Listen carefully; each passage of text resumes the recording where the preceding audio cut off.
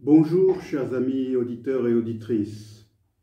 Hervé Chezeville à l'antenne. Je suis heureux, comme chaque semaine, de vous retrouver pour Panorama Info. La Birmanie est un pays que j'ai bien connu. Ça fait longtemps que je n'y suis pas retourné, mais dans les années 80, je fus un visiteur fréquent de ce magnifique pays d'Asie du Sud-Est. Je m'y rendais à l'époque où le pays était encore sous la férule du dictateur Ne Win, le général Ne Win, qui ne nous accordait que des visas d'une semaine, et encore, on ne pouvait pas visiter tout le pays, seules certaines zones étaient ouvertes aux étrangers. Malgré tout, j'ai un souvenir très ému de l'accueil que nous réservaient les Birmans, qui vivaient dans un régime coupé du monde, une dictature socialisante qui a ruiné le pays. En 1988, une nouvelle junte militaire a écrasé dans le sang la révolte estudiantine qui protestait justement contre cette dictature qui écrase ce malheureux pays depuis 1962. Et c'est là que j'ai fait mon dernier séjour en Birmanie. Je m'y étais rendu illégalement, à bord d'une petite pirogue depuis la Thaïlande. Nous avions remonté une rivière qui coulait depuis la Birmanie et nous nous étions rendus dans une zone contrôlée par la rébellion Karenni pour apporter des moustiquaires et des médicaments aux étudiants qui fuyaient Rangoon et les grandes villes pour rejoindre les zones contrôlées par les différentes rébellions ethniques de l'Est et du Nord du pays. Ce séjour d'une journée dans la rébellion birmane fut mon dernier séjour en Birmanie. Donc, depuis, j'ai toujours suivi avec grande attention l'évolution de la situation dans ce pays. Et le 1er février dernier, c'est avec beaucoup de tristesse que j'ai appris la prise du pouvoir, la nouvelle prise du pouvoir par les militaires qui ne l'avaient jamais vraiment quitté d'ailleurs.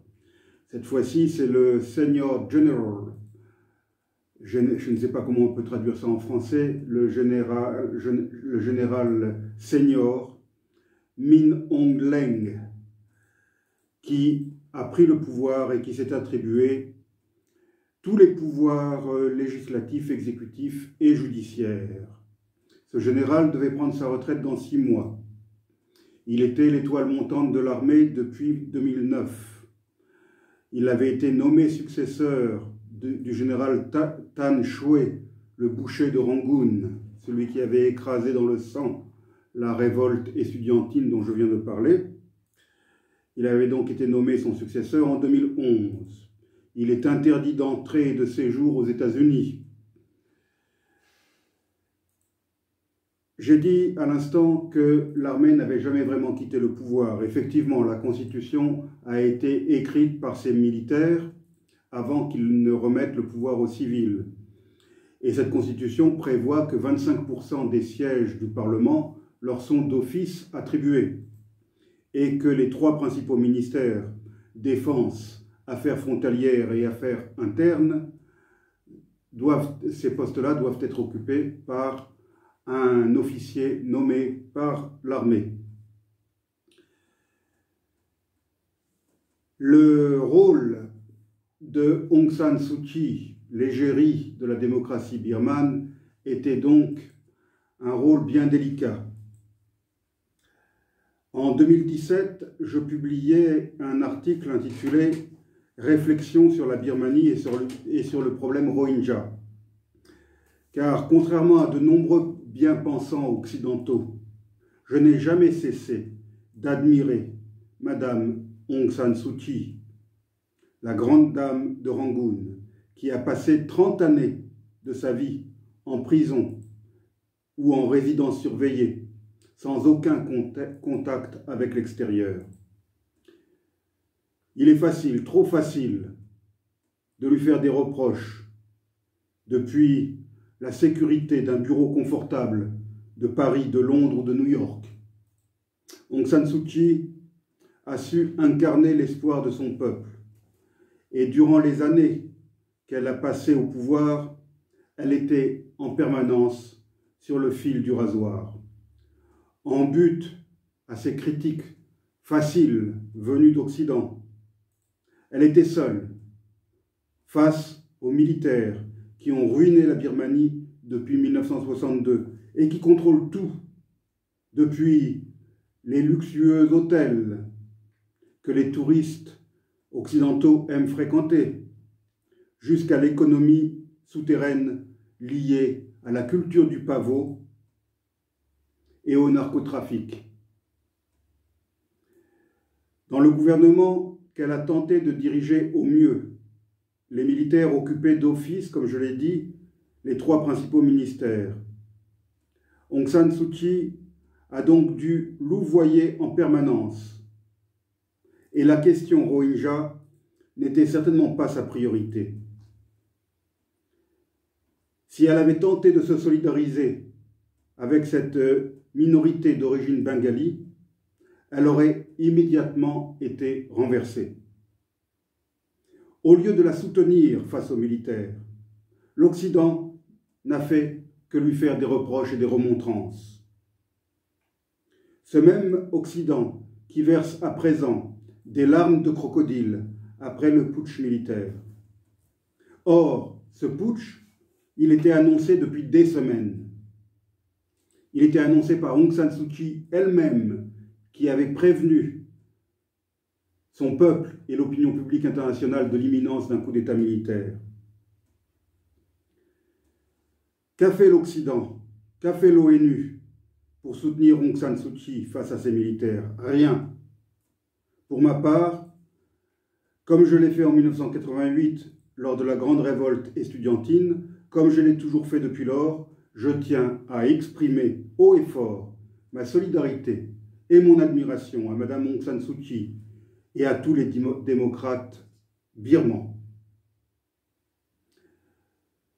Je vais reprendre maintenant ce que j'écrivais en 2017, qui est toujours d'actualité. L'opinion publique mondiale, à l'instigation de nos grands médias, feint de découvrir le problème Rohingya. Une campagne compassionnelle s'en est suivie, sous l'égide d'organisations internationales et de mouvements islamiques. Comme tout un chacun, j'ai été ému de voir des dizaines de milliers d'hommes, de femmes et d'enfants affluer au Bangladesh, un pays très pauvre, déjà submergé par d'insolubles problèmes de surpopulation et de réchauffement climatique. Ces réfugiés arrivant à pied de Birmanie ont tout perdu et ils dépendent pour leur survie de l'hospitalité des autorités et de la population bangladaise, ainsi que de l'aide internationale. Des témoignages d'exactions commises par l'armée birmane contre ces civils sont insoutenables. Si ces horreurs sont avérées, elles méritent d'être condamnées avec la plus grande énergie et tous les efforts internationaux doivent être déployés pour qu'il y soit mis fin sans délai. Mais la question de la Birmanie ne doit pas se résumer au problème des Rohingyas. Et ce problème des Rohingyas est loin d'être aussi simple que l'on voudrait le croire. Il est nécessaire de s'y attarder un peu plus longuement que le temps d'un reportage au journal télévisé de 20 heures, si l'on souhaite vraiment comprendre ce qui s'est passé et ce qui est en train de se passer. Il convient tout d'abord de rappeler que la Birmanie fut jadis une grande civilisation, un royaume puissant et dynamique, et que ce pays résista avec la plus grande énergie à l'expansionnisme et au colonialisme. Au XIXe siècle, l'Empire britannique a dû livrer 3 guerres avant de venir à bout de ce royaume, et il ne s'est pas contenté de dominer le vaincu, de le coloniser. Il a cherché à l'annihiler et à éliminer le souvenir du puissant royaume en l'intégrant de force dans son empire des Indes, puis en encourageant l'immigration bengali, tout en favorisant l'évangélisation des peuples non birmans vivant dans les zones périphériques.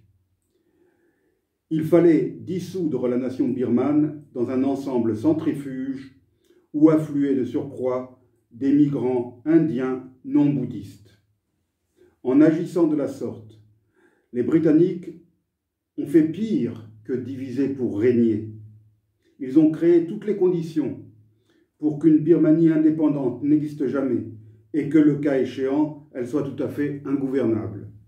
En cela, la Grande-Bretagne a parfaitement atteint ses objectifs, comme l'histoire de la Birmanie indépendante l'a montré à suffisance et comme les derniers événements le prouvent à nouveau. Cependant, le nationalisme birman n'a jamais été éradiqué, bien au contraire. La présence britannique et la répression coloniale n'ont fait que le renforcer.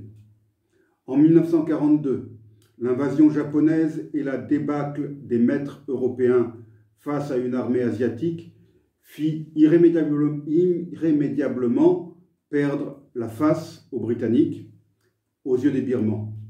Les nationalistes, un temps sensibles aux voix des sirènes de Tokyo, finirent par se ressaisir grâce à l'action d'un jeune leader, le général Aung San, qui conduisit la résistance anti-japonaise tout en demeurant vigilant en ce qui concernait les intentions de l'ancien colonisateur.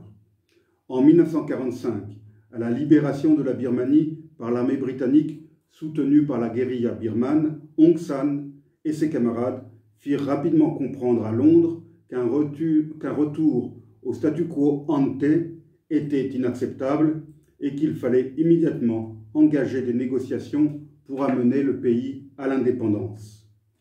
Malheureusement, le charismatique Aung San n'a pas vécu le jour tant attendu de la liberté retrouvée.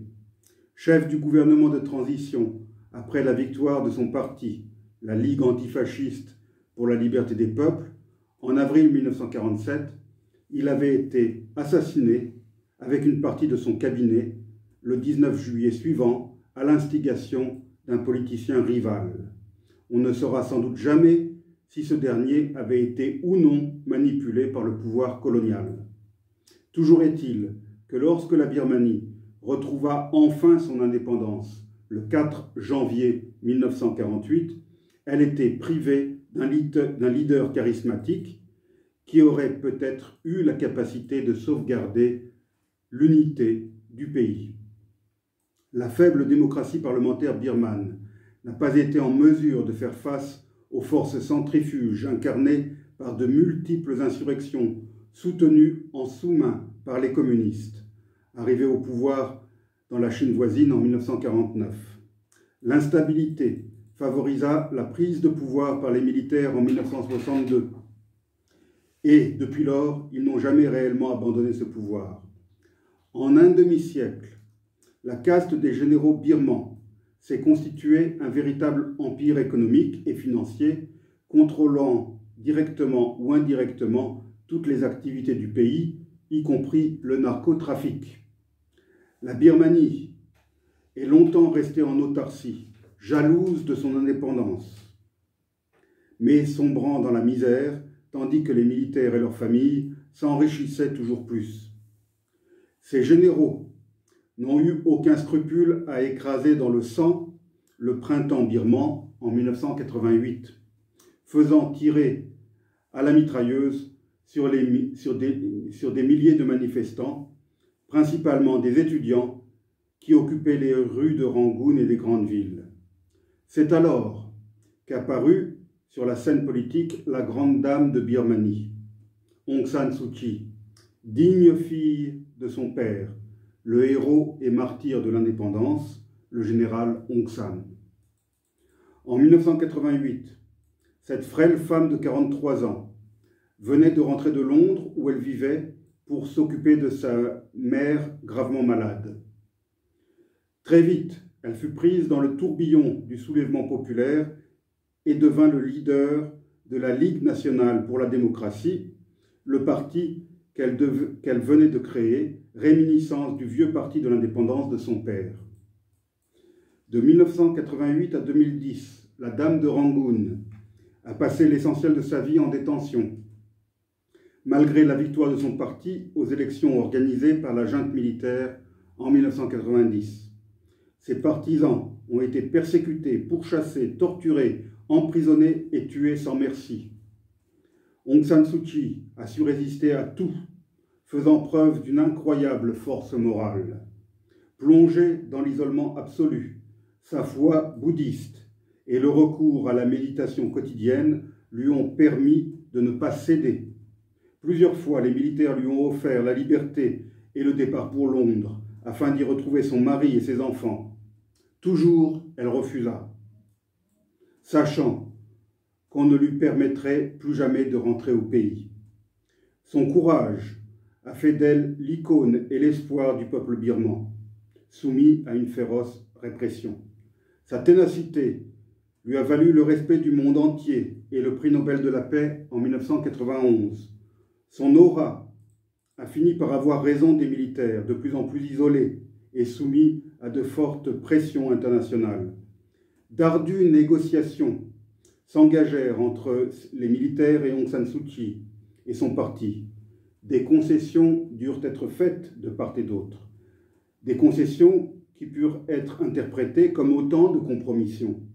Mais que devait faire la dame de Rangoon? Devait-elle se montrer intransigeante, au risque de tout perdre et de laisser sa nation sous le joug de l'oppression et son peuple continuer à sombrer dans la misère pendant les décennies à venir, alors que les pays voisins d'Asie du Sud-Est décollaient économiquement? Aung San Suu Kyi a choisi le pragmatisme, ce qui a permis la tenue d'élections et l'arrivée au pouvoir de la Ligue nationale pour la démocratie en mars 2016. Cependant, la Constitution avait été élaborée par la junte militaire avant que celle-ci ne consente à remettre le pouvoir aux civils. Ce texte fondamental assure l'immunité aux anciens dirigeants tout en pérennisant le contrôle de l'armée sur le ministère de la Défense et sur toutes les questions de sécurité nationale. De plus, il interdit aux Birmans mariés à des étrangers de se présenter aux élections présidentielles ou de devenir chef du gouvernement. Cette clause visait de toute évidence Aung San Suu Kyi, veuve d'un citoyen britannique, qui n'a pu devenir présidente et qui n'a pas non plus pu occuper la fonction de Premier ministre. Elle a dû se contenter d'être élue membre du Parlement en mai 2012. Depuis mars 2016, elle occupe différentes fonctions ministérielles ainsi que, depuis le 6 avril de la même année, un poste spécialement conçu pour elle, celui de conseillère spéciale de l'État et porte-parole de la présidence de la République de l'Union de Birmanie. Nul ne doute que c'est bien elle, le véritable homme fort du gouvernement. À ceci près que le dit gouvernement ne contrôle pas le ministère de la Défense, comme on l'a vu, ainsi que les questions de sécurité intérieure. De cette anomalie fondamentale, née des compromis qui durent être acceptés afin de mettre fin au régime militaire, a surgi la controverse au sujet de la question des Rohingyas, question qui constitue en fait un héritage empoisonné de l'ancien pouvoir colonial. Les Rohingyas sont en effet les descendants des migrants bengalis arrivés durant la période coloniale. D'autres migrants sont venus du Pakistan oriental, puis du Bangladesh, durant les décennies qui suivirent l'indépendance, fuyant la misère de leur patrie d'origine et soucieux de trouver une vie meilleure auprès de leurs parents établis de longue date du côté birman de la frontière, dans le nord-ouest de l'état de Rakhine, autrefois connu sous le nom d'Arakan. La population arakanaise, qui s'élève aujourd'hui à plus de 3 millions, est très largement adepte du bouddhisme Theravada, et elle parle une langue faisant partie du groupe dit lolo-birman, de la branche tibéto-birmane des langues sino-tibétaines. La langue birmane appartient elle aussi à cette branche tibéto-birmane. Les Rohingyas sont ultra minoritaires, ils parlent un dialecte bengali et ils sont tous de confession musulmane, comme la majorité des habitants du Bangladesh, auxquels ils sont apparentés, comme nous l'avons vu.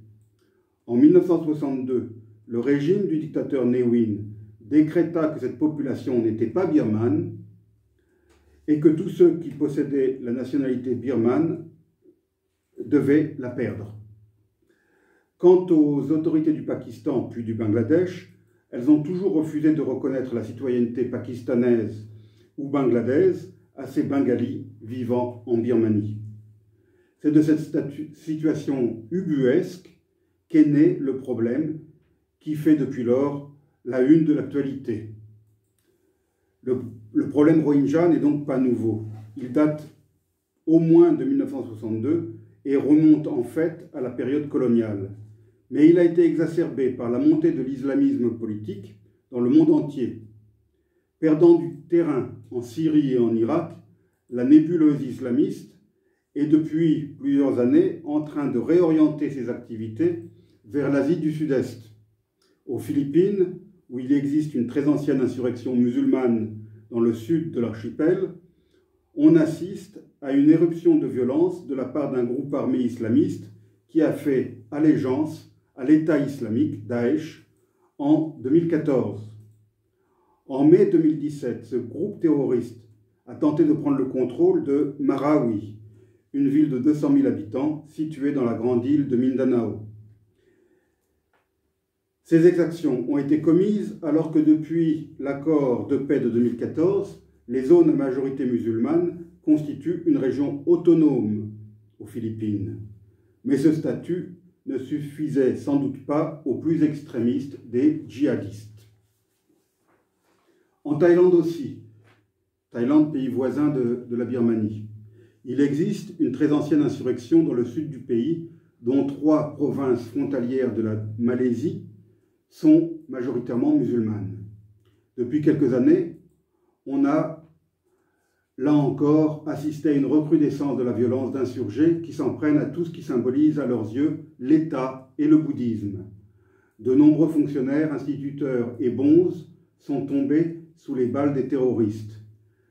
Des attentats à la voiture piégée ont également été commis, même la capitale Bangkok a été la cible d'attentats à la bombe qui firent de nombreuses victimes.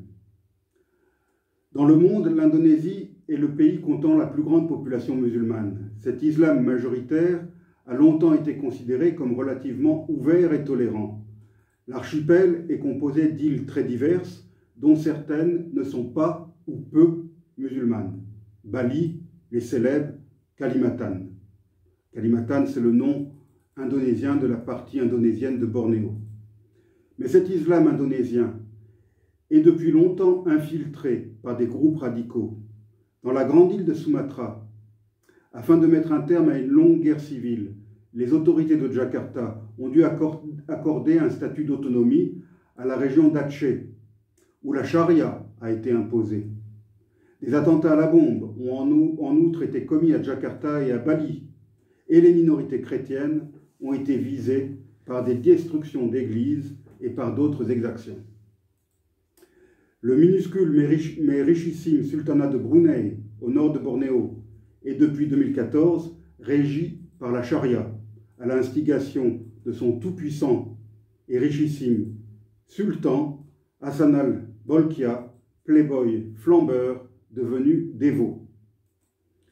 C'est dans ce contexte géopolitique régional particulier qu'est apparu, vers la fin de 2016, un nouveau groupe rebelle nommé Armée de Salvation de l'Arakan Rohingya, ou ARSA, selon son sigle anglais. Ce groupe a été créé par un dénommé Atta Ullah, un Rohingya né à Karachi, au Pakistan, et qui a grandi à la Mecque, en Arabie Saoudite.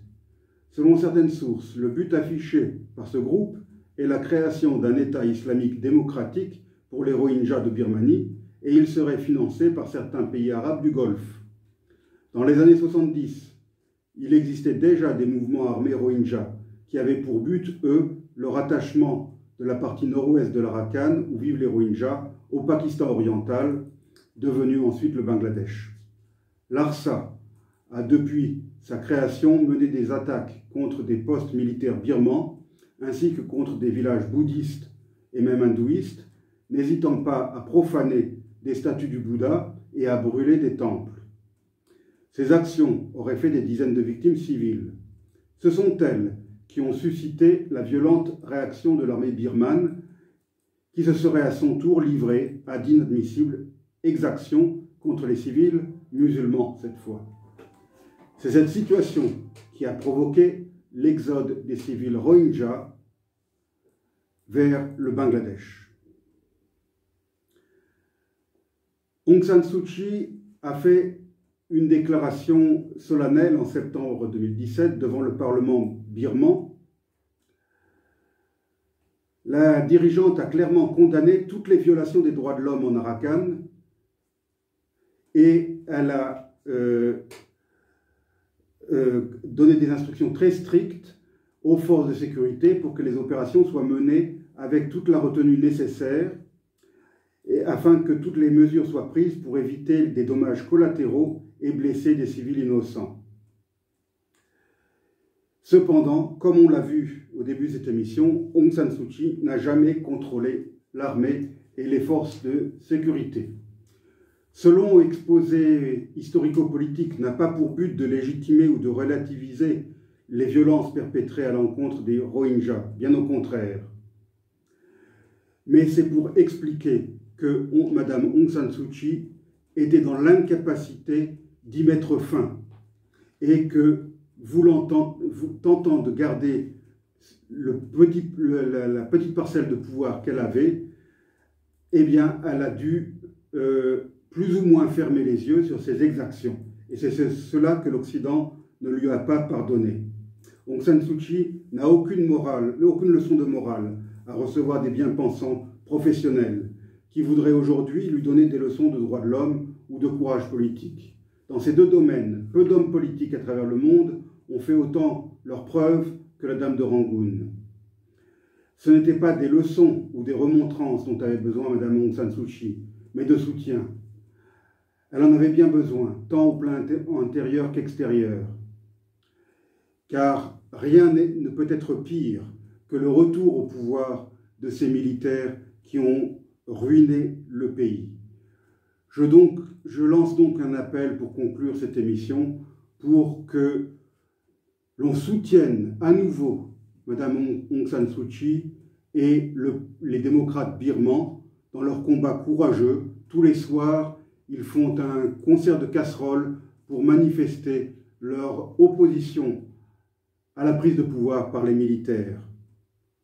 Mme Aung San Suu Kyi a été inculpée par les militaires de violation sur la loi sur les importations et les exportations, car au cours d'une perquisition menée à son domicile, des walkie-talkies ont été découverts, walkie-talkies qui étaient destinés à ces agents de sécurité. On ne sera pas dupe, il s'agit là d'un prétexte pour la mettre hors piste pour d'éventuelles échéances politiques au bout d'un an de loi martiale. Je vous remercie, chers amis auditeurs, pour votre patience et pour avoir tenté de suivre les méandres de cette situation birmane qui est bien compliquée. Merci et à la semaine prochaine.